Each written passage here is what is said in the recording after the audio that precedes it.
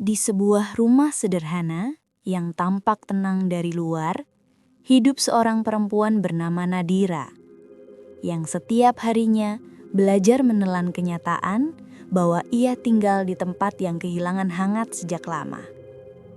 Dulu, ia percaya rumah dibangun dari cinta, tetapi kini ia hanya merasakan dingin yang lahir dari sikap suaminya sendiri. Raka, lelaki yang semakin jauh dari tanggung jawab dan kasih sayang.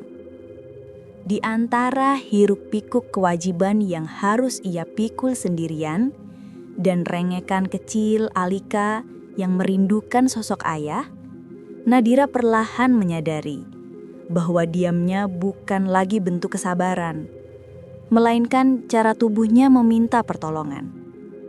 Dan pada suatu hari, ketika semuanya terasa terlalu sesak untuk ditanggung, ia akhirnya mengerti.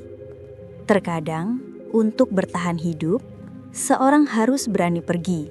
Pagi di kota itu selalu dimulai dengan suara kendaraan yang berdesakan. Namun bagi Nadira, suara paling bising justru berasal dari dalam rumahnya sendiri. Keheningan yang menyesakan.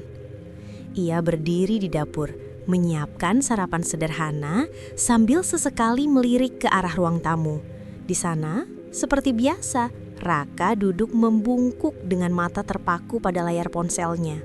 Jari-jarinya lincah, bukan untuk bekerja, tetapi mengejar angka-angka semu dari permainan judi yang semakin membuat hidup mereka berantakan. "Ra, sarapannya sudah siap," ucap Nadira ragu. Suaranya hampir tenggelam dalam keheningan. Raka tidak menoleh, tidak menjawab, tidak peduli. Hanya bunyi notifikasi dari aplikasinya yang terdengar. Dari kamar belakang, terdengar langkah kecil Alika, anak perempuan berusia 10 tahun itu, mendekat perlahan. Wajahnya ceria, namun matanya menyimpan sesuatu yang hanya dipahami anak-anak yang tumbuh dalam rumah tak bahagia. Kerinduan yang terlalu dini. Ia mendekap tangan ibunya. "Bunda, ayah nggak sarapan lagi," bisiknya. Nadira tersenyum tipis. "Nanti juga makan," jawabnya. Meski ia tahu jawaban itu tak benar. Sementara mereka duduk bersama, Raka tetap tak bergerak dari sofa.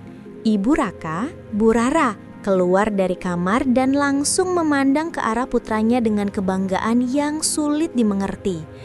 "Kamu udah makan, Nak? Jangan lupa sarapan dulu. Kerjaan nanti juga bisa dikerjain belakangan," katanya tanpa melihat sedikit pun penderitaan menantunya. Nadira menarik nafas dalam. Ia tidak lagi kaget. Sudah bertahun-tahun ia memahami bahwa di mata ibu mertuanya, Raka tidak mungkin salah. Apapun yang ia lakukan selalu mendapatkan pembenaran, bahkan jika itu menyakiti keluarganya sendiri. Dari ruang tengah, Pak Dharma muncul sambil merapikan kemejanya. Wajahnya ramah namun lelah. Ia menatap Nadira seolah meminta maaf atas sesuatu yang bukan salahnya. "Nadira, nanti kalau perlu bantuan, bilang ke papa ya," ucapnya lirih. Ucapan itu membuat dada Nadira menghangat sekejap sebelum kembali diliputi rasa sedih. Karena bahkan seseorang sebijaksana Pak Dharma pun tidak mampu menggerakkan anaknya sendiri. Raka akhirnya berdiri, bukan untuk bergabung dengan keluarga, tetapi mengambil jaketnya. "Mau kemana, Ra?" tanya Pak Dharma. "Nonton bola sama temen, jangan ribut." Setelah itu, pintu tertutup keras, meninggalkan Nadira dalam serpihan harapan yang semakin lama semakin tipis. Ia menatap piring kosong di depannya, merasakan tenggorokannya tercekat. Dan di saat seperti itu, ia mulai bertanya pada dirinya sendiri. Berapa lama lagi ia sanggup bertahan dalam rumah yang tak lagi mengizinkannya bernafas? Siang itu, matahari menggantung terik di langit kota, menembus sela-sela jendela rumah yang kini terasa semakin sempit bagi Nadira. Ia baru saja selesai menjemur pakaian ketika suara notifikasi keras dari ponsel Raka terdengar di dalam rumah. Suara yang sama yang setiap hari menandai awal dari konflik kecil atau besar yang akan menunggu. Nadira masuk ke ruang tamu dan menemukan ponsel Raka tergeletak di meja. Layar menyala. menampilkan deretan pesan dari grup teman nongkrongnya. Gas malam ini, jackpot besar lagi, modal kecil doang bro. Raka, cepetan join, tadi yang kemarin menang geda tuh.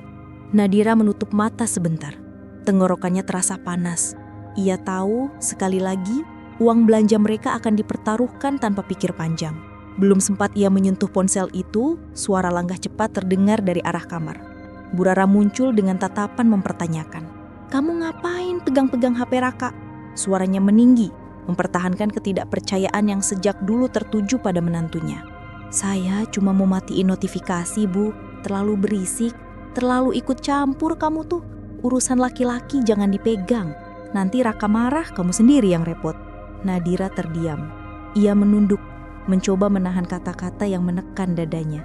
Di belakang Bu Rara, Pak Dharma muncul, tatapannya langsung membaca situasi. Rara, ngomongnya pelan, Nadira nggak salah apa-apa. Tapi tetap saja mas, sergah Bu Rara. Anak kita itu sudah capek, jangan ditambah pusing. Pak Dharma hanya menghela napas panjang. Sebuah napas yang sudah terlalu sering ia lepaskan belakangan ini. Tak lama kemudian, pintu depan terbuka. Raka masuk dengan ekspresi suntuk namun langsung berubah begitu melihat ibunya. Mah, ada makan? Tanyanya. Udah ibu siapin, kamu pasti capek, jawab Bu Rara lembut. Nadira diam. Ia tahu Raka tidak akan menyapanya, apalagi menanyakan kabar. Dan benar saja, Raka langsung menuju dapur tanpa menoleh padanya dan berkata, "Kamu nggak masak? Untung ada ibu." Kata-kata itu menusuk lebih dalam daripada teriakan. Nadira membeku sejenak, lalu tersenyum kaku sambil terus membereskan meja. Alika yang sejak tadi bermain di kamar, menghampiri ibunya. Memeluk pinggang Nadira dari samping. "Bunda, jangan sedih ya," bisiknya. Suara kecil itu seperti benang tipis yang menahan hati Nadira agar tidak runtuh. Nadira membelai kepala putrinya. "Bunda nggak apa-apa sayang." Namun di lubuk hatinya ia tahu itu dusta. Semakin hari Raka semakin jauh. Semakin hari ibu mertuanya semakin tajam menyalahkan. Semakin hari rumah ini semakin terasa bukan rumah. Dan Nadira mulai takut bahwa suatu hari cintanya pada Raka hanya akan menjadi luka yang tak pernah bisa sembuh. Malam turun pelan-pelan di kota, membawa kesunyian yang justru membuat rumah itu terasa lebih bising daripada siang hari. Bising dengan pikiran, bising dengan perasaan, bising dengan luka yang tak pernah tersampaikan. Raka duduk di ruang tamu, ponsel di tangan, jari-jarinya bergerak cepat di layar.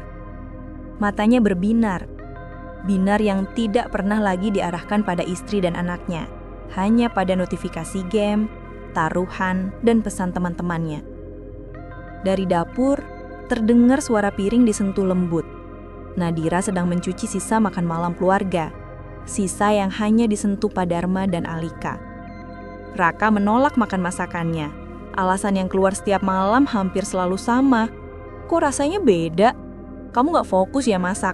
Udahlah, mama aja yang masak." Padahal Nadira tahu, ia selalu memasak dengan hati. Hanya saja, hatinya memang sedang penuh luka. Bu Rara melintas di belakang Raka. "Main apa nak? Slot mah, tadi hampir menang gede," jawab Raka tanpa mengalihkan pandangan.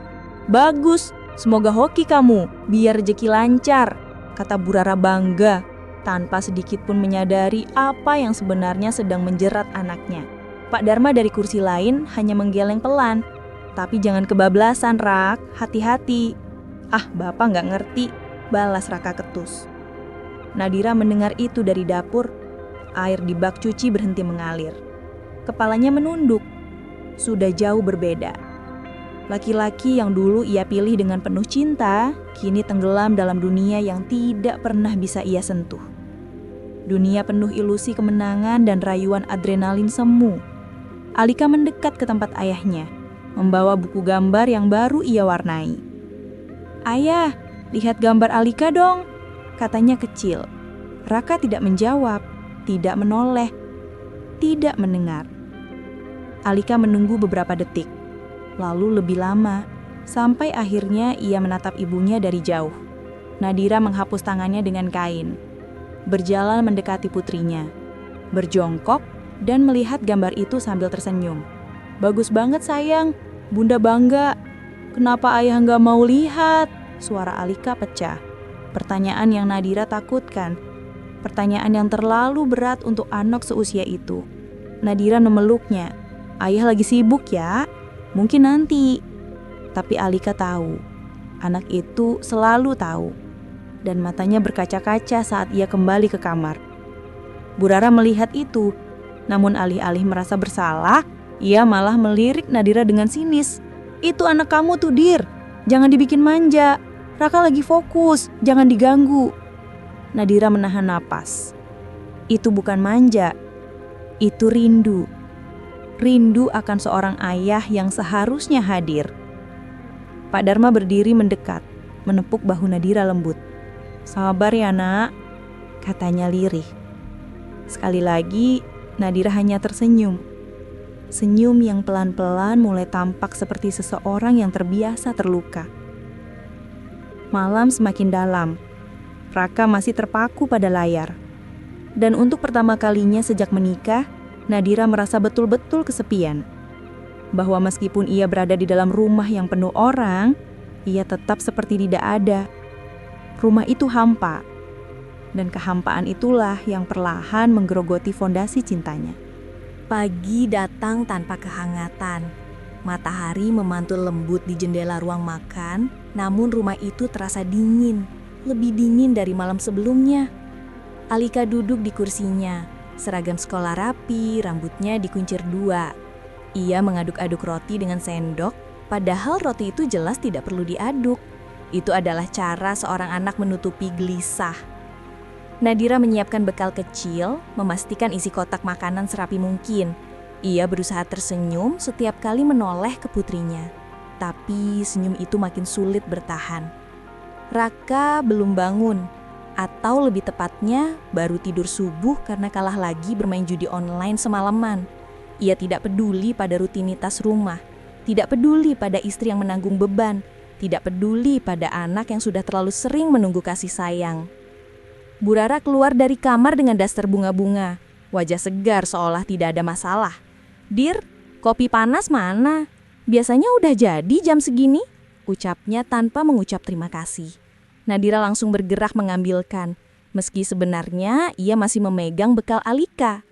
Pak Dharma duduk diam, memperhatikan gelagat menantu dan istrinya. Hatinya terasa makin berat melihat bagaimana Nadira diperlakukan. Mah, biar aku aja. Dir, kamu urusin Alika dulu. Katanya berusaha membantu. Namun Bu Rara menepis. Gak usah, Dir itu memang tugasnya begitu. Pak Dharma menarik napas panjang. Ia ingin membela Nadira. Tapi setiap kali ia bicara, istrinya selalu mencari cara untuk membungkam. Ia sudah terlalu sering kalah dalam pertengkaran yang tidak perlu. Alika akhirnya berkata kecil.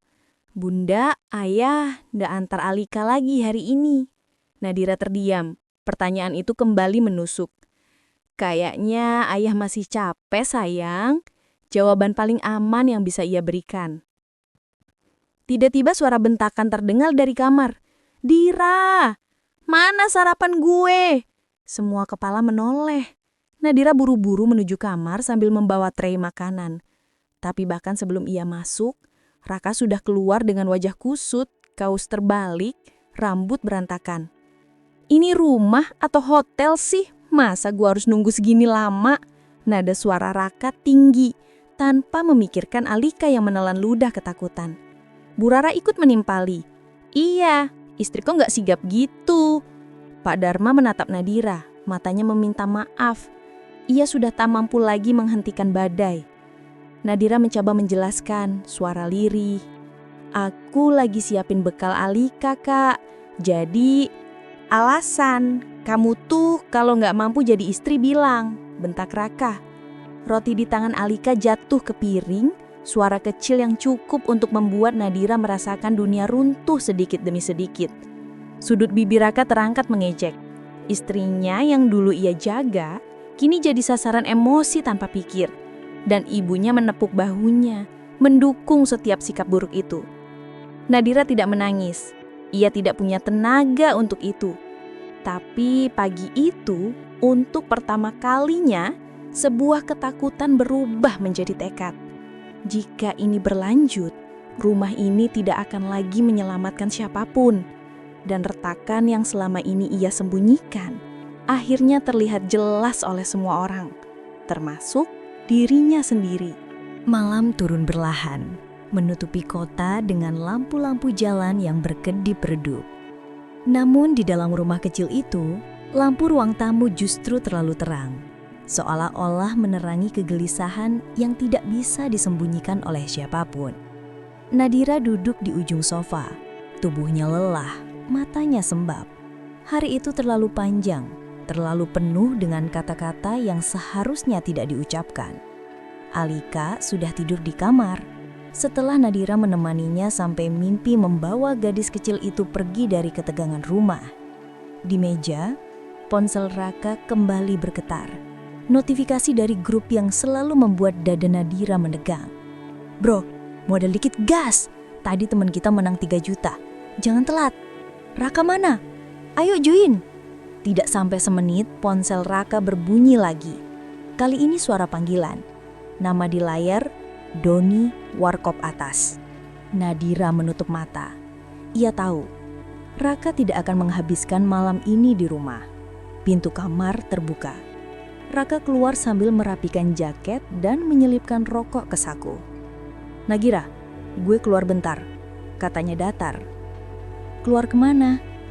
Nadira tahu jawabannya, tapi ia bertanya karena hatinya butuh kejujuran meski kecil sekali harapannya. Raka, Alika tadi tidur sambil nanya kapan ayah bisa main sama dia. Bisa nggak minimal malam ini tetap di rumah? Apa sih? Jangan mulai drama lagi.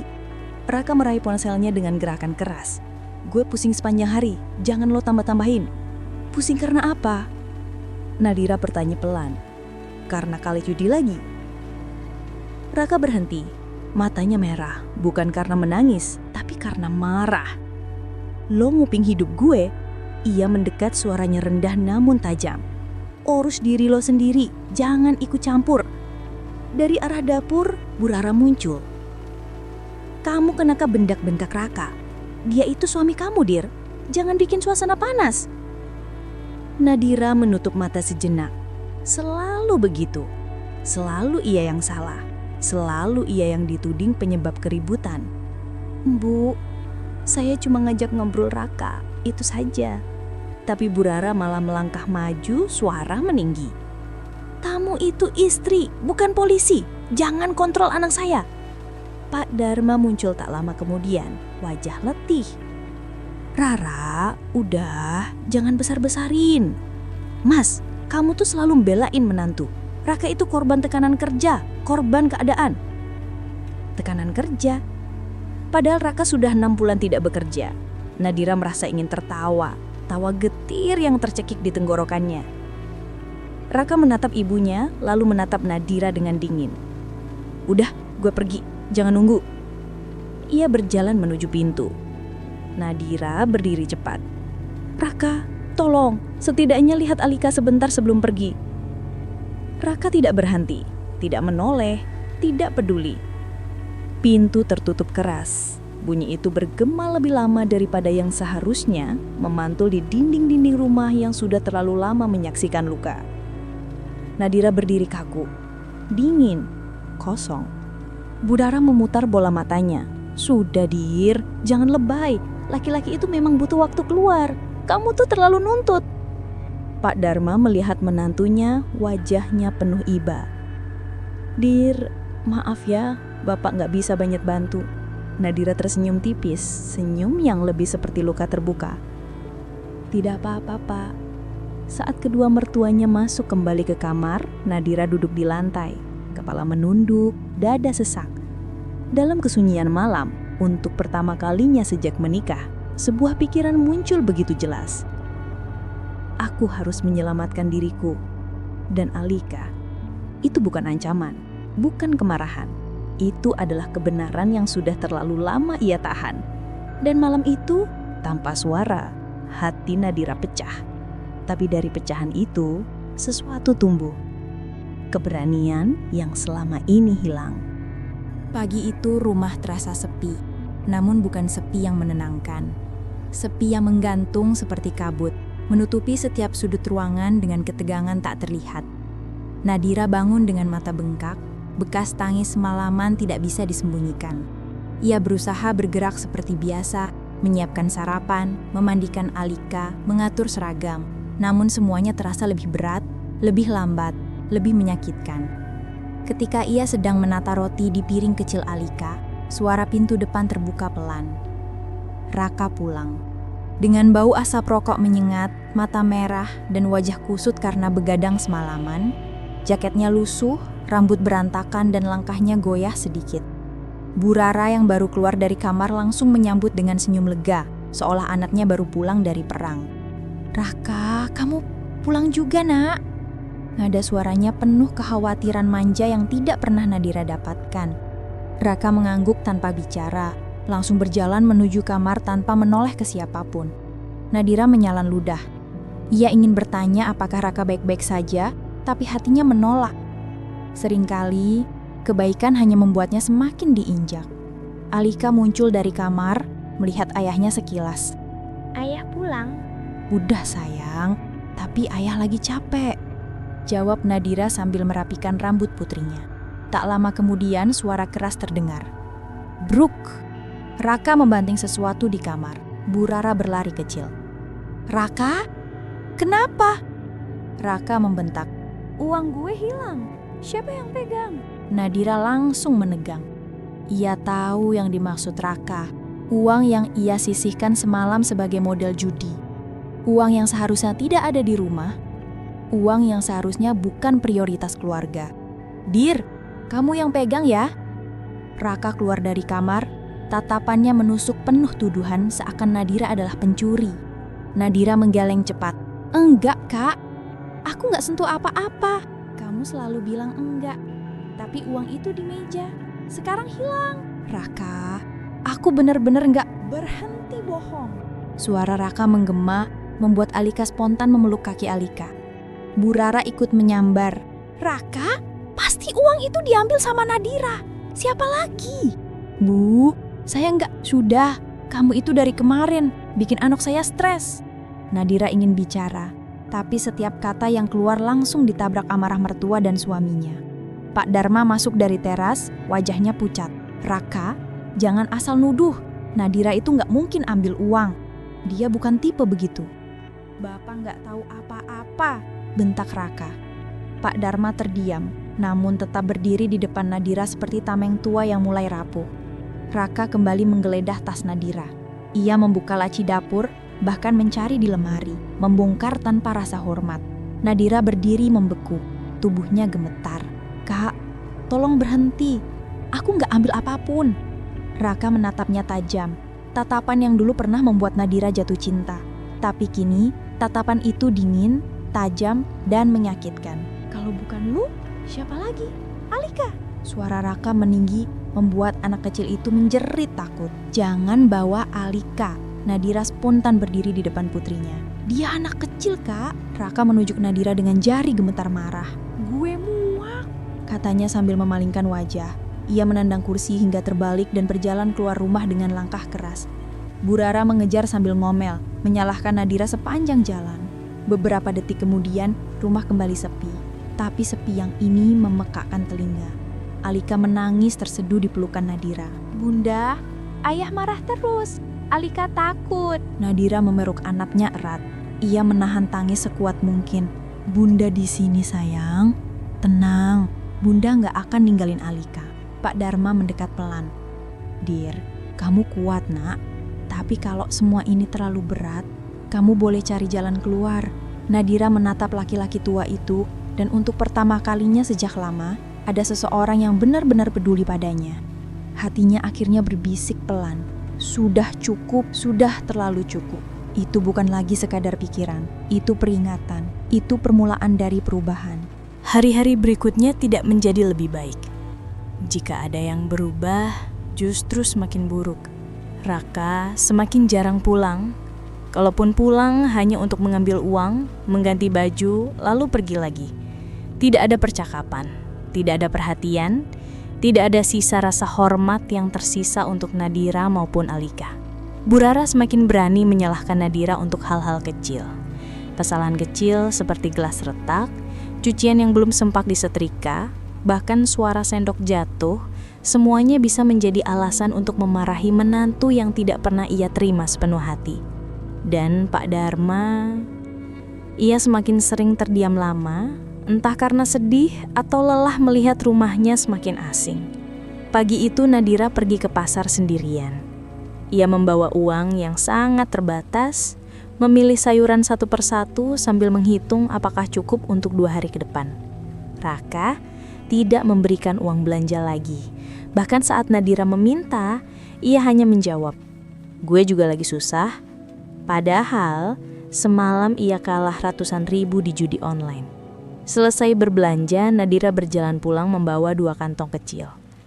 Saat ia melewati sebuah warung kopi, ia melihat sesuatu yang membuat langkahnya berhenti. Raka duduk di depan warung itu, tertawa keras bersama 3 temannya, rokok di tangan, ponsel di meja, menampilkan rulet digital. Ia tampak sangat bahagia. Nadira hanya berdiri, tidak terlihat oleh mereka. Hatinya remuk, bukan karena cemburu, bukan karena marah, tapi karena ia sadar sesuatu. Raka selalu punya energi untuk semua orang, kecuali untuk istri dan anaknya. Ia menunduk dan pergi sebelum ada yang sadar. Setiba di rumah, Nadira membantu Alika menyiapkan tugas sekolah. Gadis kecil itu menggambar keluarga. Bunda tersenyum, ayah berdiri jauh di belakang dengan wajah datar. Dan di sudut bawah gambar ada tulisan kecil, "Ayah pulang." 2 kata sederhana yang terasa lebih menyakitkan daripada teriakan semalam. Nadira tersenyum, tapi wajahnya memanas. Alika menatap ibunya dengan mata polos. "Bunda, kalau ayah nggak mau sayang sama Alika, apa Alika salah?" Tidak ada jawaban yang bisa keluar selama beberapa detik. Sampai akhirnya Nadira memeluk anak itu erat. "Alika nggak salah apa-apa. Kamu itu hadiah terbaik buat Bunda."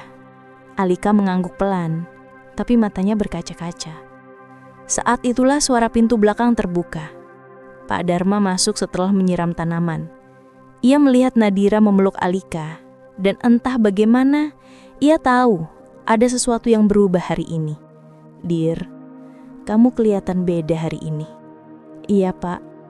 Ia menarik napas panjang, napas yang memutuskan sesuatu.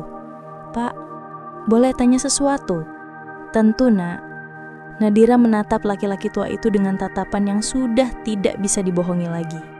Kalau suatu saat saya pergi dari rumah ini, Bapak akan benci saya." Pak Dharma terdiam. Pertanyaan itu menghantam hatinya seperti pukulan. Namun setelah beberapa saat, ia berkata pelan tapi tegas. Lebih tegas daripada sebelumnya. "Nadira, kamu berhak bahagia, kamu berhak aman, dan Alika juga." Ia menahan getaran suaranya. "Bapak nggak akan pernah benci kamu." Nadira menutup mulut dengan tangan, menahan tangus yang hampir meledak. Pak Dharma melanjutkan, "Yang Bapak benci adalah melihat kamu terus disakiti." Kata-kata itu menghancurkan pertahanan terakhir dalam hati Nadira. Untuk pertama kalinya, ada seseorang yang memberi restu untuk menyelamatkan diri. Dan di detik itu, keputusan yang selama ini hanya berupa bayangan kini menjadi nyata. Nadira akan pergi demi hidup baru, demi Alika. Langit malam itu terasa aneh. Tidak ada angin, tidak ada suara, hanya kesunyian yang seperti sedang menunggu sesuatu pecah. Nadira duduk di tepi ranjang sambil menatap koper kecil. Koper yang dulu ia beli untuk perjalanan liburan keluarga. Perjalanan yang tidak pernah terjadi. Kini, koper itu menjadi saksi keputusan terbesar dalam hidupnya. Pak Dharma sudah tidur lebih awal. Bu Rara di kamarnya, masih menonton sinetron sambil mengeluh tentang hidupnya sendiri. Dan Raka belum pulang lagi. Alika sudah terlelap, memeluk boneka kelinci yang sudah tua. Wajah kecil itu damai sekali. Dan justru itu yang membuat hati Nadira semakin mantap. Ia mengelus rambut anaknya. "Maafin Bunda ya, Nak. Kita harus pergi dari tempat yang gak sayang sama kita. Alika setengah tidur bergumam kecil. Bunda jangan pergi tanpa Alika. Nadira tersenyum tipis sambil menahan tangis. Justru kita pergi bareng. Jam menunjukkan pukul 23.47 ketika pintu rumah tiba-tiba dibuka dengan kasar. Brak! Raka pulang. Bau rokok, alkohol, dan kekalahan langsung mengisi ruang tamu.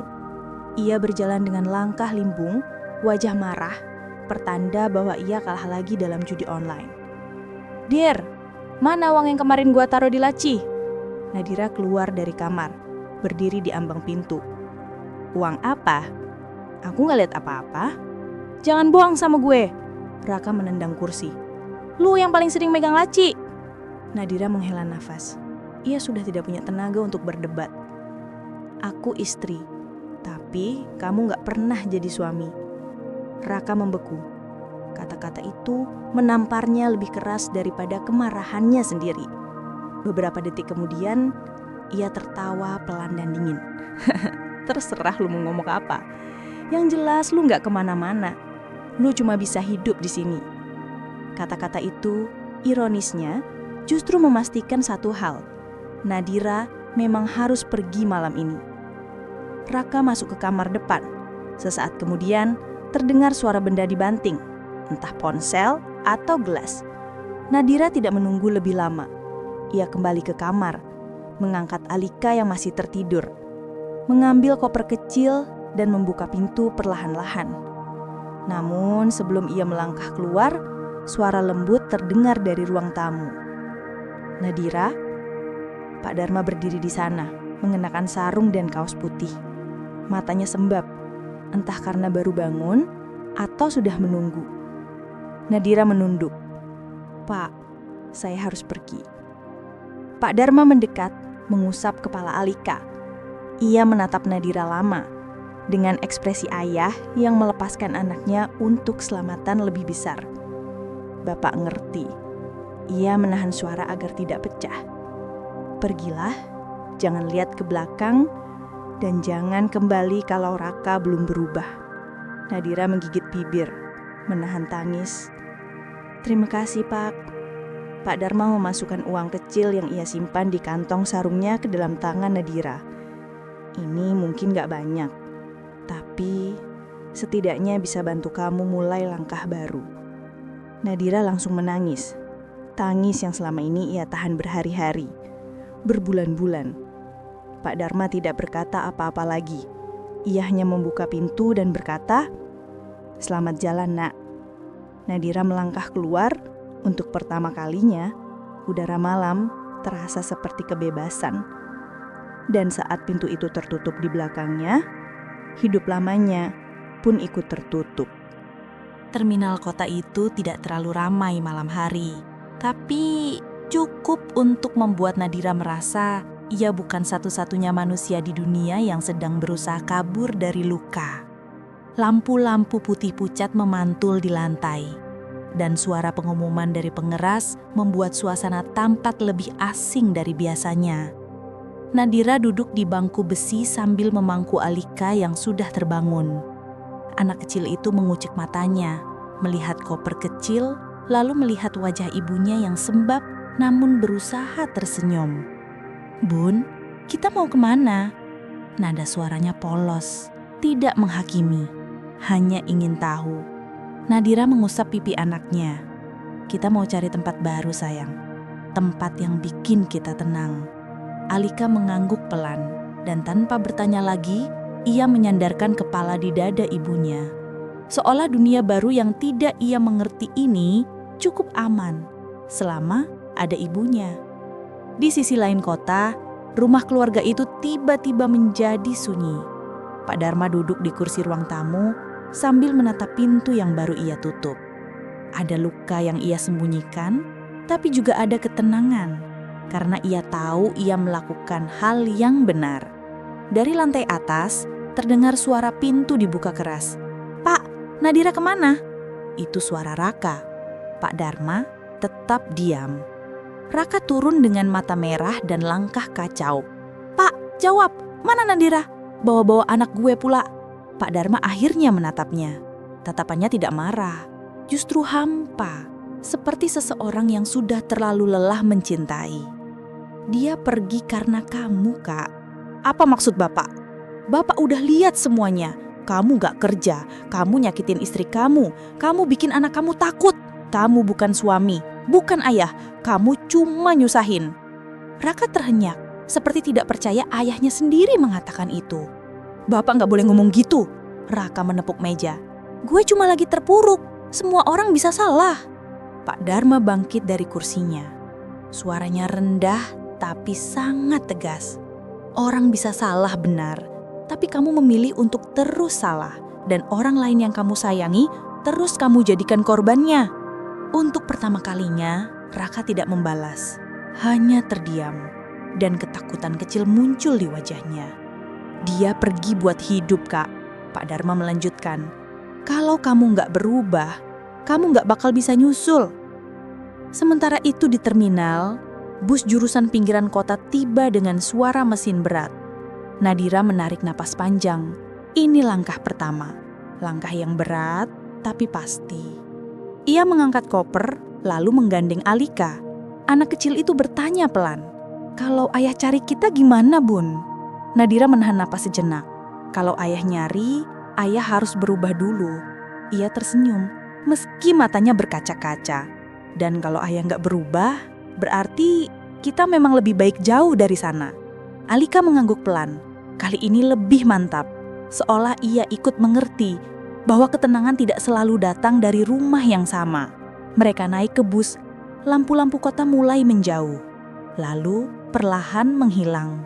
Dan di antara kursi-kursi kosong yang berguncang pelan, Nadira memeluk anaknya erat-erat. Seolah sedang memeluk seluruh keberanian yang baru ia temikan. Perjalanan ke hidup baru dimulai malam itu. Pagi pertama di kota baru terasa asing namun menenangkan. Udara lebih dingin, suara kendaraan lebih jarang, dan langit tampak sedikit lebih biru daripada biasanya. Setidaknya di mata Nadira yang sedang berusaha memulai dari nol.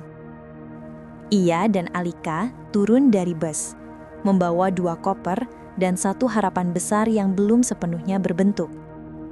Terminal kecil itu penuh orang-orang lokal yang tampak saling mengenal. Tidak ada yang memperhatikan mereka, dan entah kenapa itu membuat Nadira merasa aman. Bun, kita tinggal di mana? Alika menggenggam tangan ibunya lebih erat. Kita tinggal sementara di rumah kontrakan Bu Rere. Ingat, teman kerja ibu dulu? Nadira tersenyum. Bukan senyum yang dipaksakan. Lebih seperti senyum yang pelan-pelan menemukan jalannya kembali. Mereka berjalan ke depan terminal dan tak lama kemudian sebuah mobil silver kecil berhenti. Seorang wanita berusia 30-an turun. Wajahnya cerah dan ramah. Nadira, ya ampun, akhirnya kamu sampai juga. Bu Rere langsung memeluknya. Nadira hampir menangis lagi, tapi ia tahan. Ia sudah cukup menangis. Hari ini ia ingin belajar tersenyum. Ini Alika ya? Waduh, sudah besar banget. Alika tersenyum malu-malu. Mereka masuk ke mobil. Dan perjalanan dimulai menuju kontrakan kecil di pinggiran kota. Rumah sederhana dengan pagar besi kecil dan tanaman-tanaman yang ditata rapi. Tempat itu tidak mewah, tapi tampak damai. Damai yang tidak pernah benar-benar ia dapatkan selama bertahun-tahun. Rumah ini buat kamu dulu, Dir. Tenang aja, kau bisa mulai cari kerja sementara aku bantu jagain Alika. Nadira menatap temannya dengan mata berkakak-kakak. Terima kasih, Rek. Aku nggak tahu harus gimana tanpa kamu. Udah, Dir. Kamu sekarang fokus bangun hidup kamu lagi. Kamu pantas bahagia. Di rumah lama, situasinya berbeda. Raka duduk sendirian di ruang tamu yang biasanya ramai. Ibu Raka, Bu Santi, berjalan mondar-mandir sambil terus mengomel menyalahkan Nadira atas segalanya. Tuh kan, Mama bilang apa? Nadira tuh emang gak tahu diri. Bawa-bawa anak pergi begitu aja. Perempuan gak tahu bersyukur. Raka tidak menjawab. Ia menatap layar ponselnya, melihat foto Alika, foto Nadira, kemudian memejamkan mata. Ada penyesalan yang baru muncul ketika semuanya sudah terlambat. Pak Dharma akhirnya bicara. Tolong San, berhenti nyalah-nyalahin Nadira. Bu Santi berhenti berjalan dan menatap suaminya tajam. Loh, maksudnya apa? Maksud saya, semua ini bukan salah dia. Ini salah Raka. Dan salah kita yang terlalu membiarkan. Bu Santi terdiam. Raka menunduk semakin dalam. Kamu harus berubah, Kak. Suara Pak Dharma lembut tapi tegas. Kalau kamu mau istrimu kembali, kamu harus jadi laki-laki yang pantas. Raka menahan napas. Untuk pertama kalinya, ia menangis. Benar-benar menangis. Sementara itu di Kota Baru, malam turun perlahan. Nadira duduk di teras kecil kontrakan sambil melihat Alika tertidur di dalam kamar. Anak itu terlihat jauh lebih tenang. Tidak ada suara marah-marah, tidak ada ketakutan yang mengendap. Tidak ada ayah yang pulang tengah malam sambil mengumpat karena kalah judi. Hanya kedamaian sederhana dan harapan kecil. Nadira memeluk lututnya. Udara malam menyentuh kulitnya dengan lembut, seperti mengajak untuk melihat masa depan, bukan masa lalu. Ia bukan lagi perempuan yang terjebak. Ia bukan lagi istri yang dipaksa kuat tanpa pernah didukung. Ia bukan lagi korban yang harus diam demi menjaga nama baik. Malam itu, Nadira berjanji pada dirinya sendiri. Mulai hari ini, aku akan hidup untuk diriku, untuk Alika. Ia menarik nafas panjang, membiarkan udara Kota Baru memenuhi dadanya. Dan aku tidak akan kembali kecuali hidup benar-benar berubah. Lampu-lampu kota berkelit pelan, seolah menyambut keputusannya. Perjalanan baru telah dimulai. Dan untuk pertama kalinya dalam waktu yang lama, ia tidak takut. Ia bebas. Ia merdeka. Dan ia siap membangun dunianya sendiri dengan cinta yang tidak lagi menyakitkan.